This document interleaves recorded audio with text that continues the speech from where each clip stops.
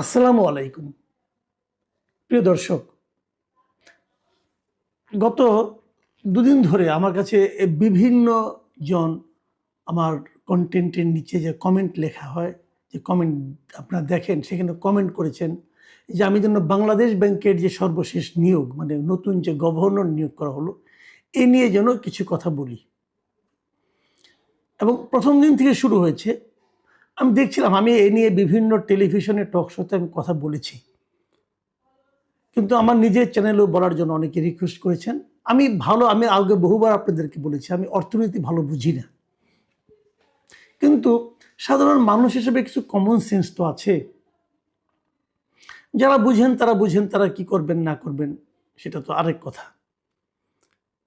আমি বটম লাইনটাকে বলি যে মিস্টার মোস্তাকুর রহমান নামক একজন গার্মেন্ট ব্যবসায়ী, পোশাক শিল্পের একজন ব্যবসায়ী, তাকে বাংলাদেশ ব্যাংকের গভর্নর করার যে সিদ্ধান্ত এই সরকার নিয়েছে এবং নিয়োগ অলরেডি করেছে, উনি অফিস করাও শুরু করেছেন।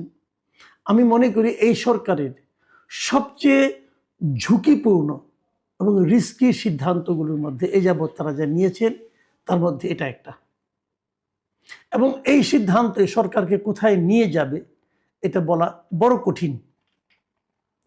কেন কঠিন সেটা বলি।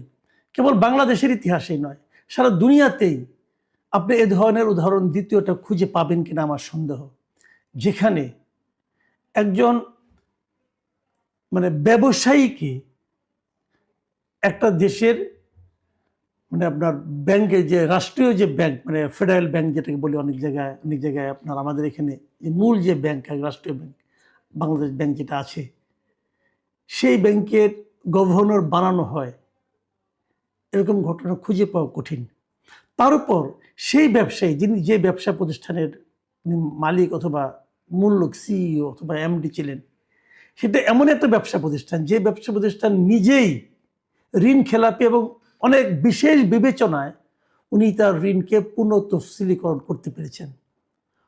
ব্যাপারটা সহজ করে বলি, ওনার একটা বিশাল অঙ্কের ঋণ, প্রায় 89 কোটি টাকার ঋণ, সেই ঋণটাকে উনি দিতে পারছেন না, ঋণ খেলাপি হয়ে যাচ্ছেন।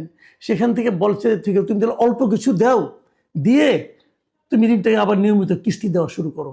ওই 2% না কত পার্সেন্ট দিয়ে উনি সেটাকে 10 বছরের মেয়াদে এই ঋণটাকে আবার চালু করার চেষ্টা করেছেন। উনি একবার ব্যর্থ হওয়ার পরে উনি বিশেষ বিবেচনায় পেয়েছেন। বিশেষ বিবেচনা কেন?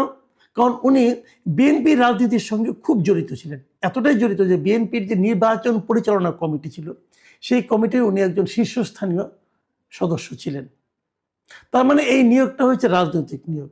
এটা হতে পারে, আমি কিন্তু এটা রাজনৈতিক নিয়োগ কোনো আপত্তি নেই, আমার আপত্তি নেই এই কারণে, একটা রাজনৈতিক দল নতুনভাবে ক্ষমতায় এসেছেন, তারা তো রাজনৈতিক ব্যক্তিকে নিয়োগ করবেন, তার রাজনীতির সঙ্গে যারা জড়িত, তার রাজনীতিকে যারা বিশ্বাস করেন, উনি তো তাদেরকে নিয়োগ করবেন, এটা হতে পারে। কিন্তু আমার কথাটা হলো কি, আপনার রাজনীতি যারা বিশ্বাস করে তার মধ্যে আপনি একজন ব্যাংকার পান নাই, একজন অর্থনীতিবিদ পান নাই, ওনাকে আনতে হবে কেন? উনি তো এমন একটা ব্যবসা প্রতিষ্ঠানের পরিচালনার মূল দায়িত্বে ছিলেন, সিইও ছিলেন, যে ব্যবসা প্রতিষ্ঠানটা ব্যাংক থেকে ঋণ নিয়ে ঋণ পরিশোধ করতে পারে নাই। উনি সেরকম ব্যবসা প্রতিষ্ঠানের শীর্ষ কর্মকর্তা ছিলেন। এখন উনি যখন আসছেন, এখন ওনার প্রতিষ্ঠানে ঋণ টিন পাওয়া আরো সহজ হয়ে যাবে না? এটা তো একদিক দিয়ে কনফ্লিক্ট অফ ইন্টারেস্টও হলো তো। সেটা কেন করলেন আপনারা? এবং এটা বললাম তো, দ্বিতীয় আরেকটা উদাহরণ আপনারা খুঁজে বের করতে পারবেন না। আমি দেখলাম যে আমাদের অর্থমন্ত্রী মিস্টার আমির খুসরো মাহমুদ চৌধুরী, উনিও একজন ব্যবসায়ী, উনি বলছেন যে সরকার এই কাজটা করেছে, সরকার এটা করতে পারে।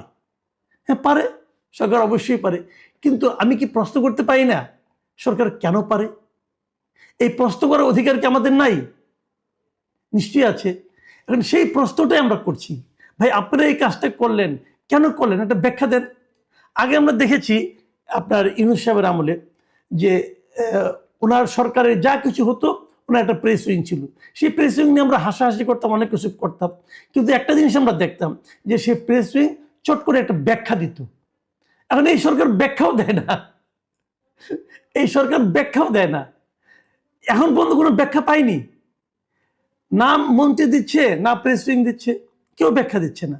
কিন্তু প্রশ্ন তো মানুষের মনে জাগছে, যতক্ষণ পর্যন্ত এই প্রশ্নের উত্তর কেউ না পাবে, ততক্ষণ পর্যন্ত কিন্তু এটা নিয়ে মানুষের মধ্যে নানা ধরনের কথাবার্তা হবে, নানা ধরনের চিন্তা হবে।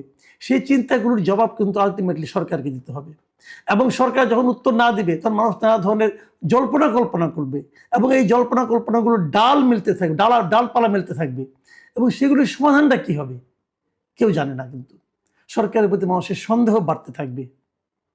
এবং তারও চেয়ে বড় কথা, একটা বাংলাদেশ ব্যাংকের গভর্নরের যে দায়িত্ব, সেই দায়িত্ব পালন করার কোনো অভিজ্ঞতা যে লোকের নাই। ওই কাজটা কি? ব্যাংকিং সেক্টরগুলির মধ্যে একটা আস্থা ফিরিয়ে আনা। এই লোক যে পারবে তার কি প্রমাণ আপনারা পেয়েছেন? বরং উনি তো ব্যাংকের টাকা নিয়ে টাকা দেন না, এই ইতিহাস উনি তৈরি করেছেন নিজের জীবনেই। সেটা কিভাবে সমাধান হবে আমরা কিন্তু কেউ বিষয়গুলো জানি না। সারা দুনিয়ার কাছে কি মেসেজ যাচ্ছে এটাও জানি না। আমি মাঝে মাঝে ইউনূস সরকারের সমালোচনা করতে গিয়ে আমি এটাও বলতাম যে ইউনূস সরকারের সবচেয়ে যদি একটা সাফল্য আমি পাই, সেই সাফল্যটা ছিল ব্যাংকিং সেক্টরের সাফল্য। আগের যিনি ছিলেন আহসান এস মনসুর, ওনার অনেক ব্যক্তিগত অনেক সীমাবদ্ধতা আছে। উনি ব্যাংকগুলিকে মার্জ করতে যে, ইসলামী ব্যাংকগুলিকে মার্জ করতে যে ব্যাংকগুলির মধ্যে একটা অসন্তোষ তৈরি করেছেন, এটাও ঠিক। প্রায় বিশাল সংখ্যক গ্রাহককে উনি ক্ষতিগ্রস্ত করেছেন, ওটাও ঠিক। কিন্তু পাশাপাশি এটাও আপনাকে মানতে হবে যে উনি বাংলাদেশ থেকে বিদেশে অর্থ পাচারটাকে বন্ধ করতে পেরেছিলেন, এবং ব্যাংকিং সেক্টরটাকে উনি একটা নিয়মের মধ্যে আনতে পেরেছিলেন। সেই অবস্থায় এই ভদ্রলোকের কর্মকাণ্ড কতটুকু আলটিমেটলি ওনার এই ধারাবাহিকতাকে রক্ষা করতে পারবে, এটা নিয়ে কিন্তু আমার মনে বিস্তর সন্দেহ আছে। আরেকটা বিষয় আমি বলি। দেখেন, এই যে আমরা বলতাম না রেমিটেন্স আসছে বিদেশ থেকে, রেমিটেন্স আসছে বলে কিন্তু আমাদের আপনার রিজার্ভ বেড়েছে। রেমিটেন্সতে কখন আসে? যখন নাকি দেশের ডলারের দাম এবং দেশের মুদ্রানীতি এবং দেশের অর্থনৈতিক অবস্থা একটা স্থিতাবস্থা আসে, মানে অস্থিরতা কম থাকে, তখনই কিন্তু রেমিটেন্সটা লোকে পাঠায়। সেই অস্থিরতাটা কিন্তু আহসান এস মনসুর সাহেব দূর করতে পেরেছিলেন। এই লোক আসছে, সেটা কি সে পারবে এখন? এটা হতো অনেকে বলে যেটা না হয়ে তো কোনো উপায় ছিল না।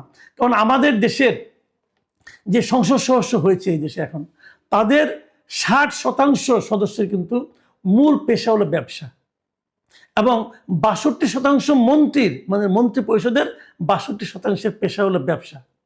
তাহলে, এবং তাছাড়া আরো বলি আপনাকে, এমপিদের যারা সংসদ সদস্য, তাদের 50% হলো ঋণগ্রস্ত। তো এরকম একটা সরকারের অর্থনৈতিক সুযোগ সুবিধা করে দেওয়ার জন্য বাংলাদেশ ব্যাংকের গভর্নর আরেকজন ঋণগ্রস্ত ব্যবসায়ী হবেন, এটাই তো স্বাভাবিক। তখন ওনাদের অবস্থা দেখছেন, দেশের অবস্থা কি হবে? দেশকে স্বাভাবিক পথে অগ্রসর হতে পারবে এই লোককে নিয়ে? আমি কিন্তু ভয় আছি ভাই। প্রিয় দর্শক,